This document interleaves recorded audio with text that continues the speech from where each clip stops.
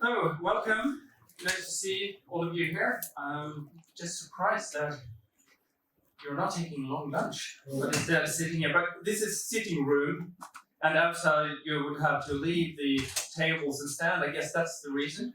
So, thank you very much for joining me. And we'll talk today about IdentityServer in the new ASP.NET Core 3 integration with IdentityServer in the single-page application templates in Visual Studio. And I had one title slide, and now I'll challenge everything and try to switch screens. Let's see, because, yeah, here we go. So, let's just see where we can find this. If I create a new project, I go with an ASP.NET Core web application, and web application 6 it is, so you can see how many times I did this when I rehearsed. Change authentication to individual user accounts, and we want an Angular application. Okay, it didn't reset that. That was Abel. Okay, let's create this and see what happens. And while that is working, well, it's very quick. So let's have a look here at startup. What do we have? Now the usual question, is this big enough so it's possible to see anything? Just away that one. Can you see this at the back? Should I make it larger? Larger? Yeah, always a bit larger. I think that is about as far as I can bring it. So here we have it. Services.add_IdentityServer, and then the new add API authorization. And that's all that's needed. And if you have used IdentityServer before, you might recognize that there was quite a few more things to do. So they have made a simplified configuration API, and that's what I'm going to show you, and a bit what this is good. But first, we have to build this and create the database. And while that one is building, I'll see if I can get PowerPoint to work again to talk a bit about what's happening here. First, most sites and web applications have some kind of login. And it's usually in the form of a username, password, login. When this is posted to the web server, it verifies it, and of course there is a proper password storage with individually sorted hashes, etc. But then when it's done, the control is returned to the browser makes another request, and the web server is stateless. So unless we did something to keep the session around, the web server would go like, who are you? So what do we do to keep the web server happy? And I have this little surprise to anyone who dares to say what we do, use the mechanism to keep the session alive. Who's there we had the first one, cookies. Cookies for you. So we give it some cookies and the web server is happy.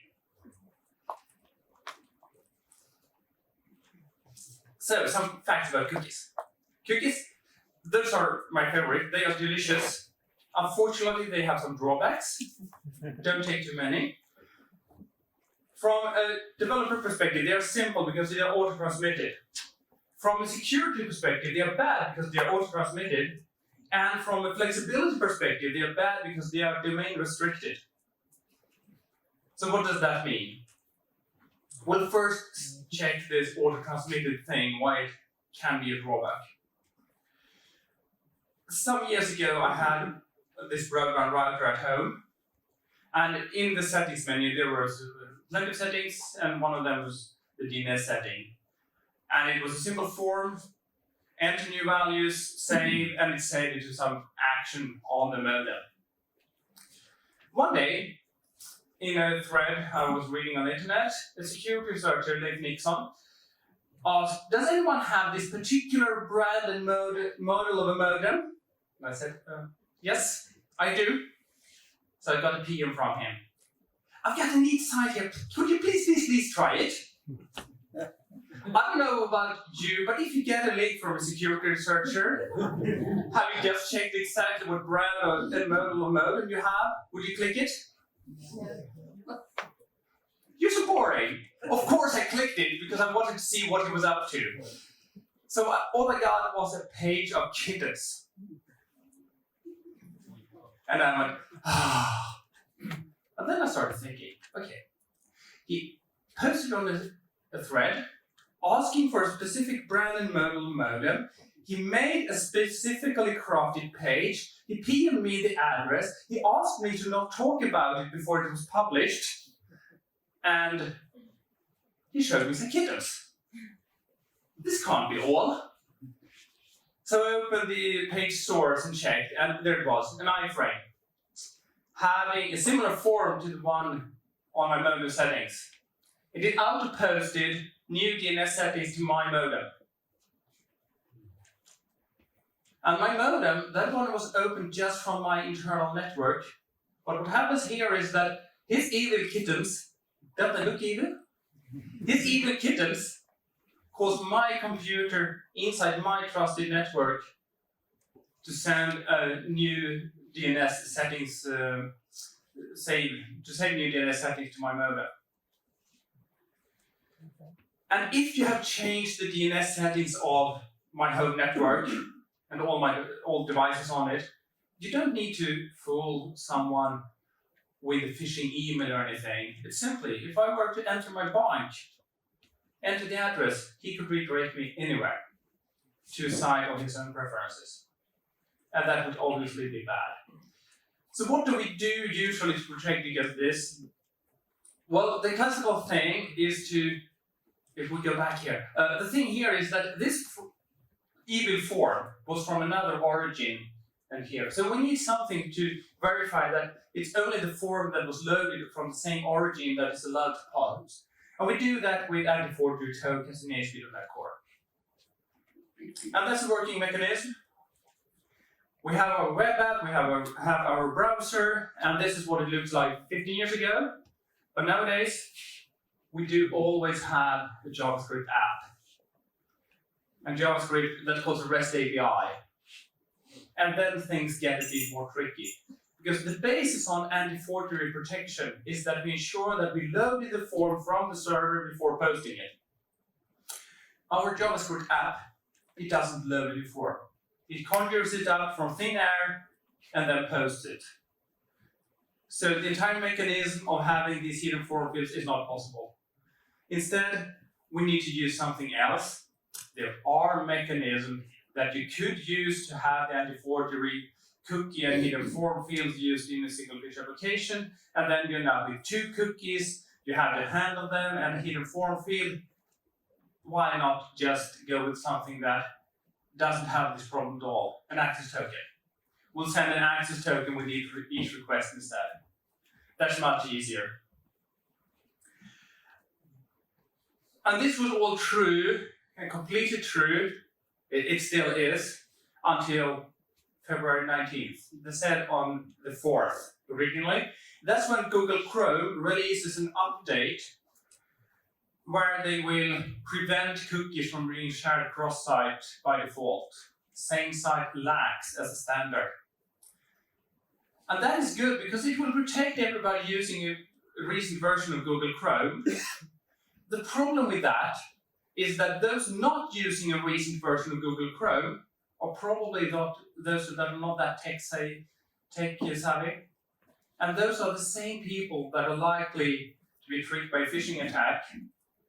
So actually the target audience for a phishing attack or cross-site request forgery attack doesn't really change with the new same-site protection.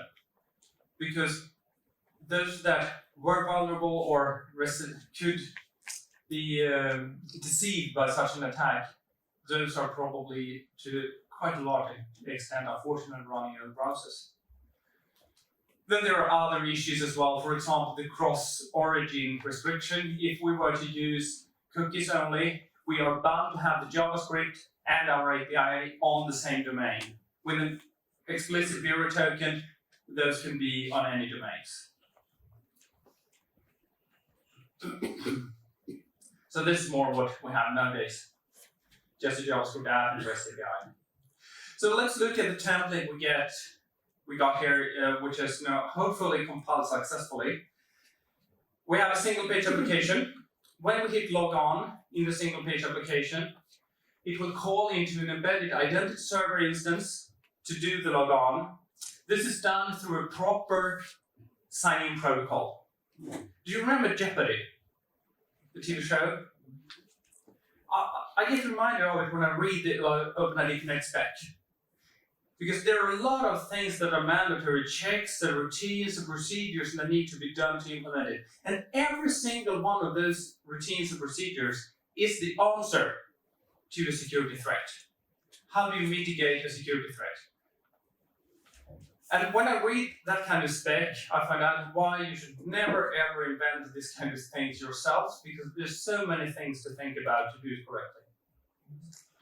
So when we log in, the IdentityServer sends over ID token to the single page application. So our single page application receives a token that approves this is Anders. The ID token is meant to be consumed by the single page application, never to be forwarded to anyone. It also receives an access token, which is meant to be forwarded to an API.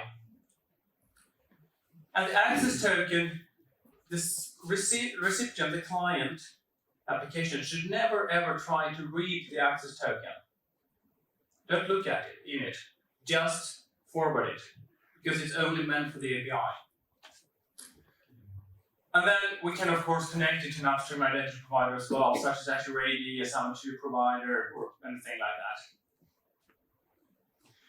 But there are a bit more things that I like with OpenID Connect and OAuth 2.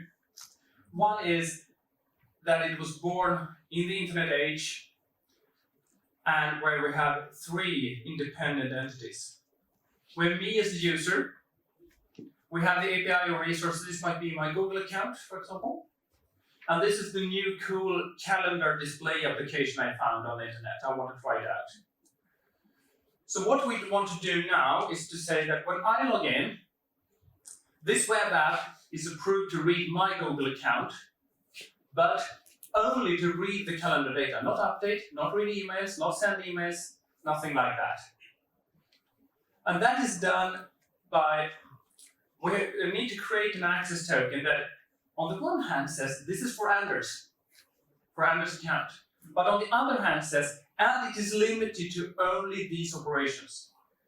And that is done by scopes. Scopes in OpenID Connect are groups of APIs that an application might have access to. And you've seen them. Do you recognize this consent screen that says this application wants to do blah, blah, blah? Every line here is a scope, if you look at the OpenID Connect configuration. So every line corresponds to a set of API permissions that the application will receive. And that's enough for PowerPoint, right? Code. Let's see if the projector is with me. It was not previously. And the build succeeded, yes. So I'll just change. Do anyone know I would always default to AS Express? It's not the thing I want to use, unless I really have to. So let's get going. I'll start the web application, and now it's still just the plain app I created right off the template.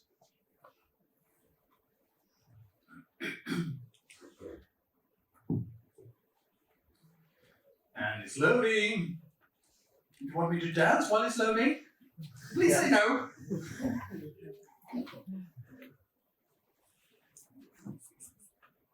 Yeah, it's kind of sorry. And I want to, well, I can just keep the text for now. First, I got the database here, so I need to register an account under extensible.com. Password. I'll show, no. Okay, that one.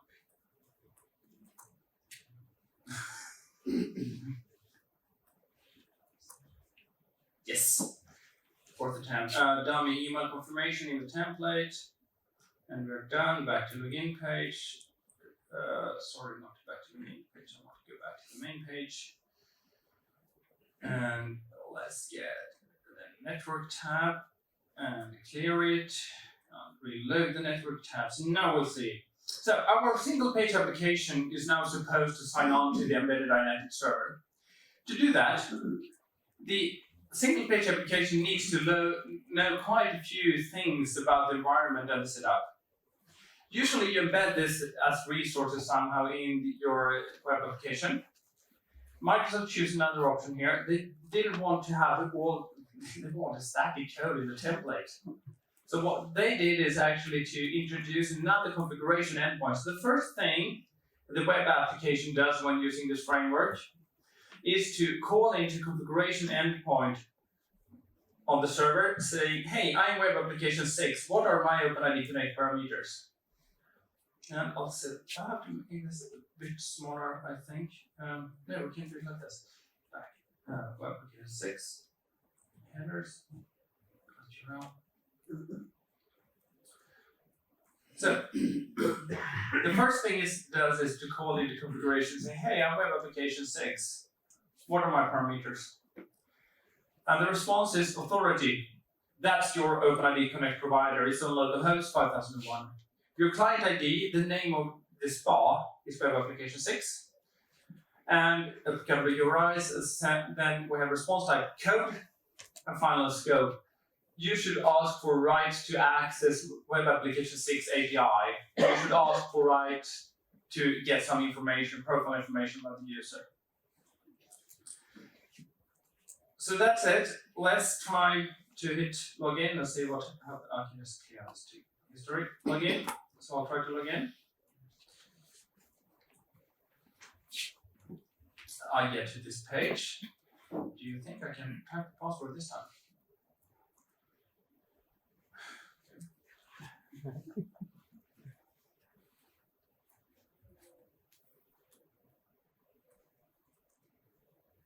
The thing is, I did type the right password. Obviously, I failed when I registered. So let's back to it. Okay. No. I'm logging in. That wasn't a good one. It's evil with me. So what does it do?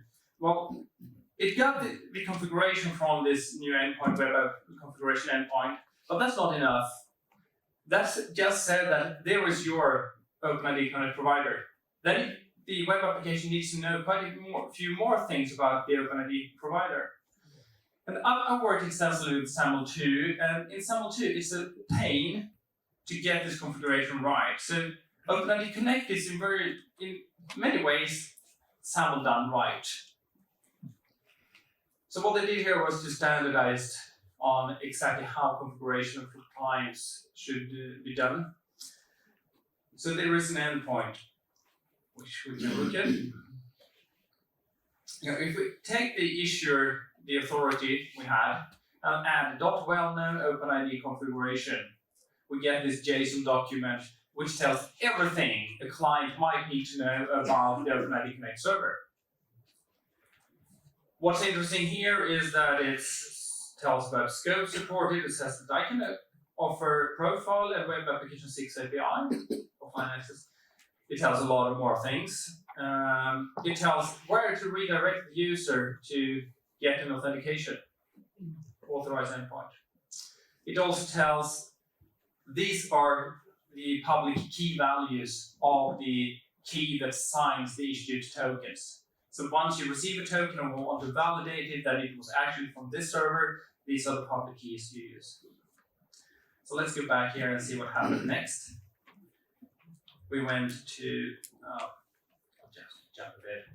We had the login and the login post.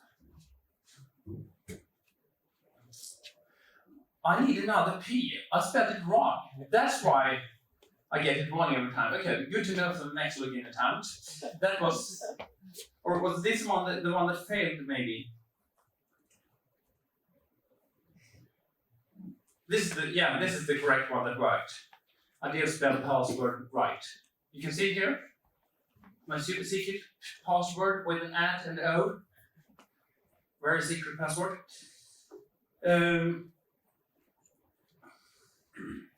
And then if we dance through a bit more, we get a response over to the web application with an authorization code, and that authorization code is used by the application to request tokens, and tokens are received as a JSON document, and then it calls user info input to get some more information about the user. Here you can see where I got my name. What I want to show you here though is in the application, I want to show you two things. Now we have actually created two sessions. One on the identity server. Identity server uses, well, what was the mechanism we used? I have another package. Yeah, you get some cookies. Here you are. So, identity server uses cookies to preserve the session there, while our single page application uses local storage or session storage. And here I can extract the ID token. So let's see what the identity server had to say about me as a user. There's a site jwt.io, which is great because you can grab that thing you got and paste it here, and it will decode it for us. An ID token or JWT contains a header, payload, and signature. The signature is validated, but I'm not going into details of that right now.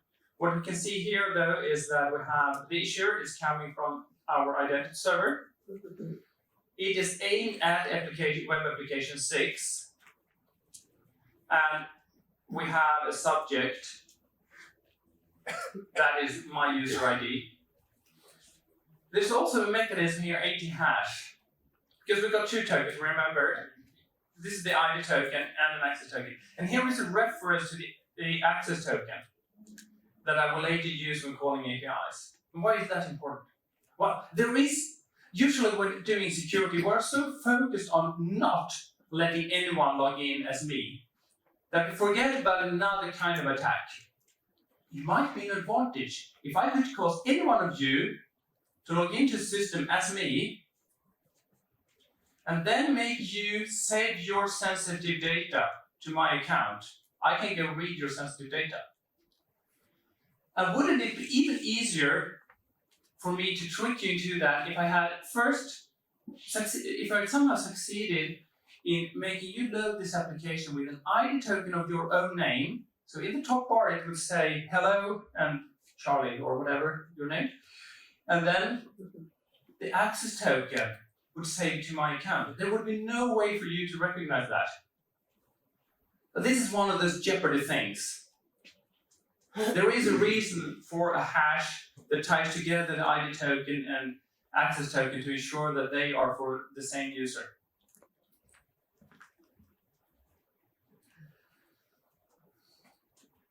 So that's, I can just grab the access token to show you the difference.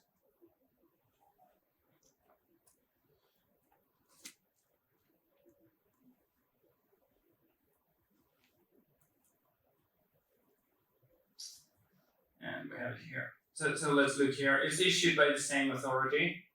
Note the audience. This is for the API. It's not meant to be consumed by the SPA. However, it is meant to be used by the single page application. And this one says that we are allowed to use the web application 6 API. That's it. Let's log out of here. So we are logging out, and our session storage is gone, as well as our identity server session cookie. So this was a federated logout. It did terminate both sessions. And that is really great that it included in the template, because without single logout, the identity server session would be kept alive. If I just hit log on, it will redirect to identity server, find, oh, you have a session, welcome back. And that is not what I intend when I hit log out. If I hit log out, I assume it can be safe to turn off the computer, tell anyone else all sessions terminated. But that's not all there is in here. Let's do some more code. Because I think that having an authentication is one thing, but now I want to do, I want to have some, now I want to have some security rules in place. I want to limit the access to the weather forecast to the meteorology department. And then from now on, I'll say the Met department to not have to pronounce that word again. So let's go to the controllers, the weather forecast controller. We have an authorized attribute, only saying that you need to authorize, but if we want to get it, let's add an authorized attribute and saying weather. Are you familiar with policies in ASP.NET Core? Previously that would have been a role, but now, I should bring that here. By the way, do you see on the black background, or should I switch to light mode? Switch. Okay. It's so dependent on projectors. Some projectors are just perfectly fine with dark, and I think even better with dark, but this one was. So, better? Okay. So we have weather is a policy, and I need to define the policy. So what are the rules of the weather policy? I'll add some authorization here. Authorization. And some options, and I'll set add a policy, which is weather, and that policy corresponds to p.require claim depth met. Fairly simple. So if I run this now,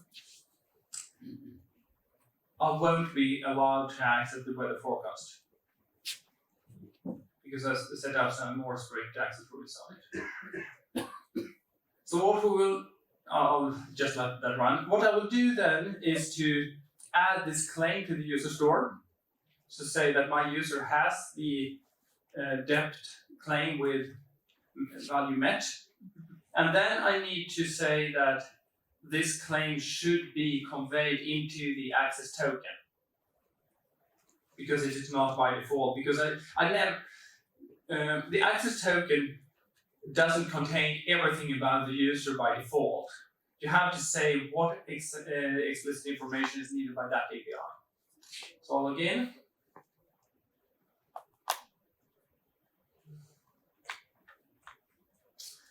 And try to not talk while typing the password.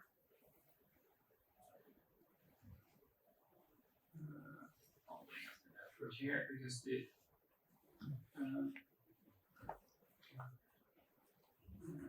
we have fetch data,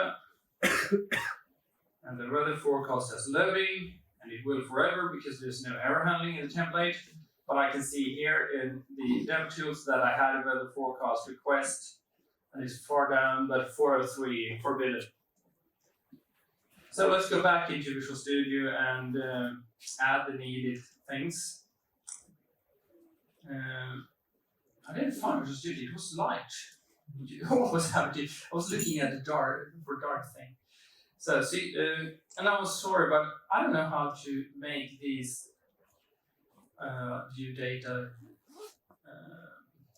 these windows larger, so I'll have to tell you what's happening. I'm going into first the 8-minute users table, where I just great. Yeah, there we are.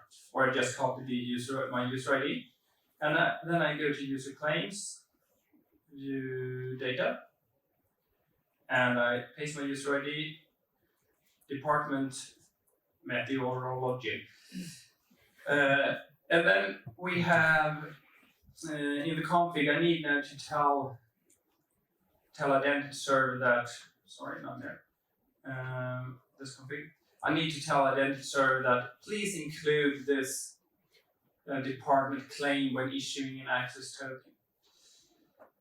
So I'll add some code here. It's a standard opt thing, opt, and then I go fetch API resource. web application. What was it? That 6 API. And API resource user claims add depth, saying that whenever you want to have access to this API resource, please include the depth claim. And that should be it. Okay, how many think this will succeed and this will be really a success? Yay. Okay, 3 people trust me. Thank you very much.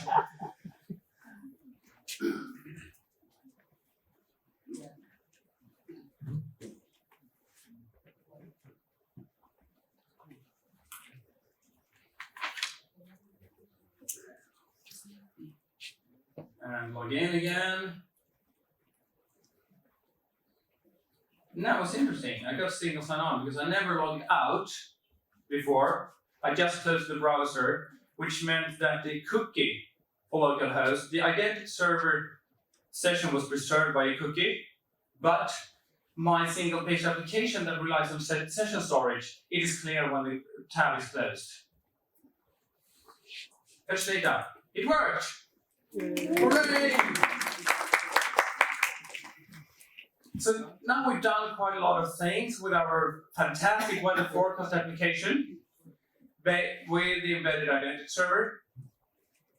What if we wanted to introduce another application? And this is one more place where I think it was a good design decision by Microsoft to say that we're going with IdentityServer and not just embedding this or solving this anti-forgery thing without proper access tokens. Because now when we introduce another application, we can just connect it to the IdentityServer and have it rely on the same user database. Because probably there will be the same users in the corporate setup. So let's just do that. I will create a simple MVC application now. I'll try to close a few windows here.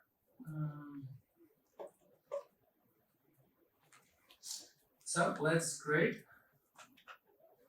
a new project, ASP.NET Core Web Application, and MVC app. Let's call that so we can recognize it.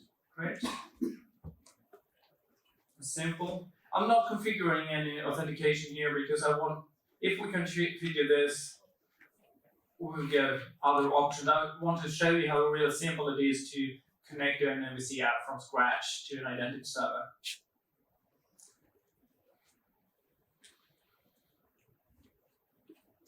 So let's see here. We have our new we have controllers. If I was a bit serious about this, I would have login, user interface, login buttons, etc. I'm not. I'm just adding an authorized attribute to the home controller saying that if you want to access this application, you'd better be signed in. Then, let's see. Let's see here. Property. Sorry, set as startup project. Once more, IIS Express. I'm not a fan of you. Where is the starting project back? And we need to change log settings because otherwise it will collide.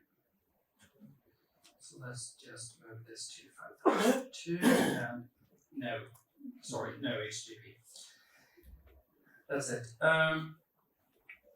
No startup. This is a plain application, no authentication done so far at all. App use authentication. And if you could, I don't know how many of you used to work with Owen where you added all the different protocols as middleware. Yes, I know. Do you remember the pain? Yes. Here in ASP.NET Core from version 2, it's a much better design. We have a simple authentication middleware and we can configure everything as services. Services.add authentication. Opt. So let's see. We have this. Once we have a session established, what is the default thing to keep track of that session? Well, I'm out of cookies, I'm sorry. So the default scheme is cookie authentication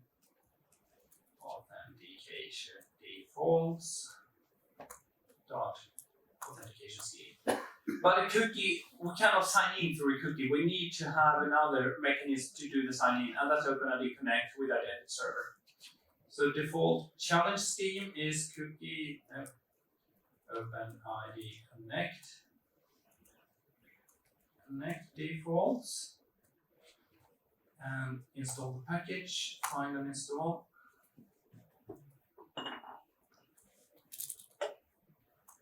That's just fantastic that it works. Even through searching NuGet. And then add cookie. This is my favorite line of code to type. Adding cookies. Life is better with cookies. And then add OpenID Connect with some options.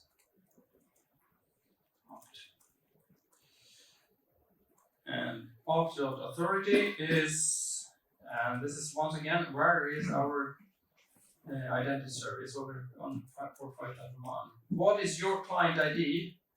Well, this application is not Web Application 6. This is an MVC app, something else. An opt.response type code. And here I can say that things have, OpenID Connect has a lot of flows and response types.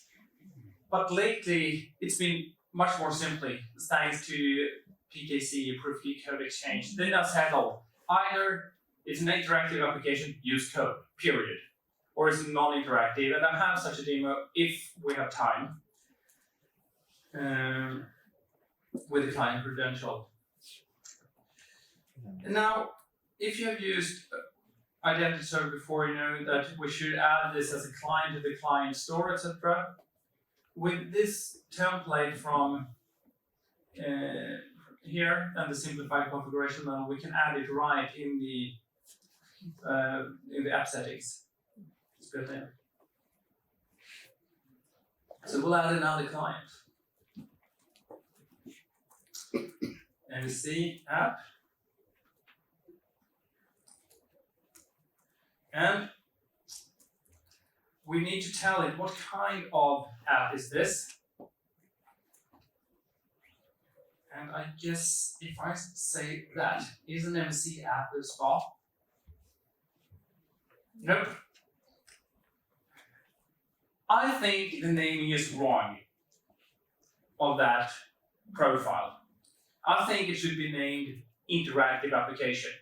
Because what it really says is that please go the road with interactive authentication and an authorization code flow. And that's what we want. So we'll say SPA, even if it's not a SPA. And we have to tell it a bit more here. You see here it says IdentityServer SPA, which means that thing that is built in with a magic configuration endpoint, etc. We don't have it here. Here we need to tell it where is that application.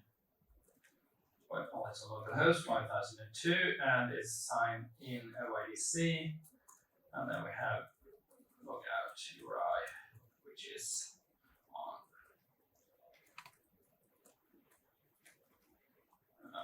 callback OIDC. So let's start this. See what happens. Login I need to be in. Okay, so I was doing something stupid. Thank you. Let's see. In the app settings, it must have been. You misspelled logout. I misspelled. Logout. Ah, thank you. This is mob programming at its best.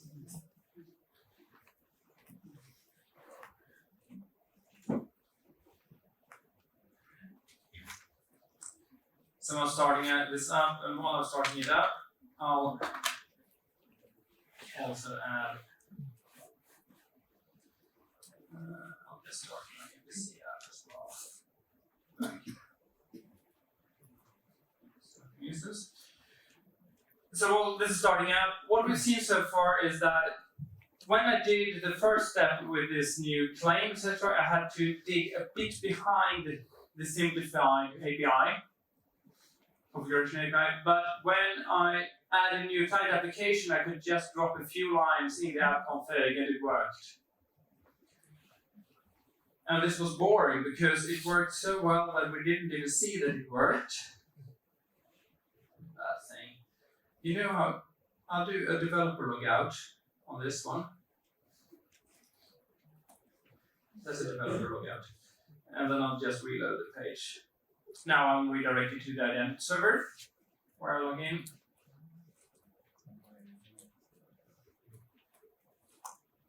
And I'm logged in. So a new web application, from no authentication to connected to IdentityServer in just a few minutes. It's quite easy, isn't it? And I have another 10 minutes, so I'll go with yet another demo with you. And the final demo I want to show you is that now we've been using the simplified API where things are quick and easy to work with. But as a simplified API, there are things that you cannot do in that API. What I want to do now is add a background service that calls into another interactive service that calls the weather API. And to do that, I need to drop from this easy to use API and drop down into adding a client by code, which code should of course be read from configuration. So I'll go back to, let's find the right startup. And here we have IdentityServer. So I have clients, the in-memory client collection available, and I'll add a new client. And that one. And we'll tell IdentityServer a bit about this new client. What is it? It's a console app. I'm not making a real background service, I'm using a console app now as an example. And since we don't have, previously we signed in with the user, and the trust that we were on the right application was by the redirect URI, because we redirected back to pre-registered URL. Now we need to have a password for the client application. So we'll better add that. And new secret. Secret, isn't that a password? As good as anything? Or it's usually called client secret and not password, but in effect it is a secret. It's a password.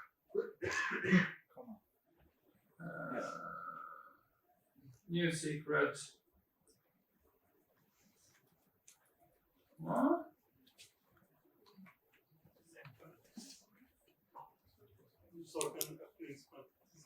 An opening parenthesis. Ah, there it is. Thank you. Allow the grant types. So what flow is this one allowed to use? It's allowed to use the grant type that's called client credentials. We can't redirect a console app running in the background to a web server page for the user to authenticate. And what should it be allowed to do? Well, I want it to be allowed to use Web Application 6 API, our secret weather forecast. And I need to change something else as well. Here I said that the only ones allowed to act as the weather forecast were actual human users belonging to the department. Now I need to extend this rule to say that actually human users belonging to the right department or a certain background service. P dot require assertion, context,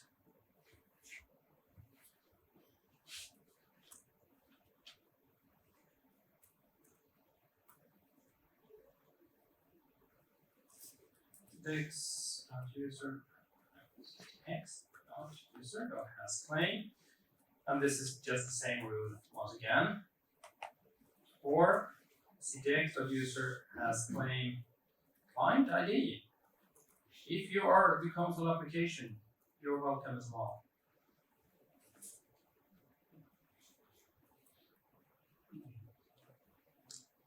And once again,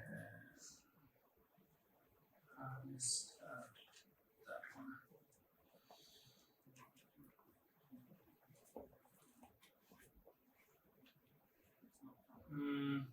No, I shouldn't have opening brackets here. Sorry. Now we're done. Okay, so let's write a quick console application that just connects to this. And this console application will have to first connect to IdentityServer to get the get an access token, then call to the weather forecast API.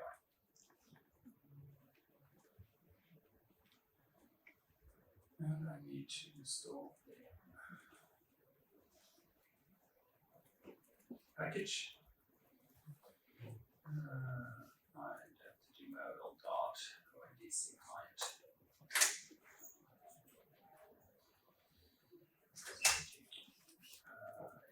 I'm starting to type all the downloads. In the end, everything should work. That was my user ID.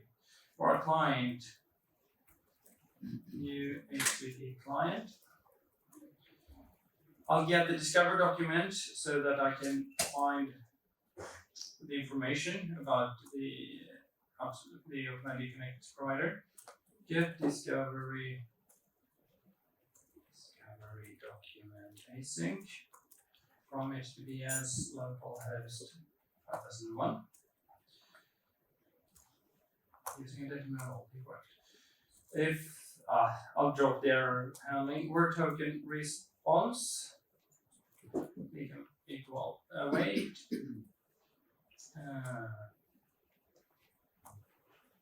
client got request client credential token async, and we need to send in a request. And in the request, where should we send it? Well, we got that from the discovery document. We need to send it to the token endpoint. What is our client ID? Well, this is the console application. And what is our client secret? Anyone remembers? And scope. What do we want to be able to call? Web application. Let's better spell this correct. Application 6 API. And finally, client dot set bearer token. We got a token. Please use it. Get the weather. Await client dot get screen async. Localhost 5001 / weather forecast.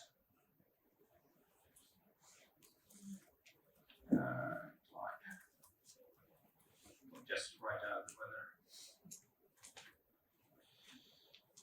So let's start it, and we first we need to get the identity server up and running. And then let's start the console application. Debug, start new instance. Sorry. And where did it go? Did it just run to end? Oh, sorry. We need to. I'll just set a breakpoint there to make it stop. Debug. Start new instance. And I pressed enter, so it has a rebuild because I couldn't change anything important, right?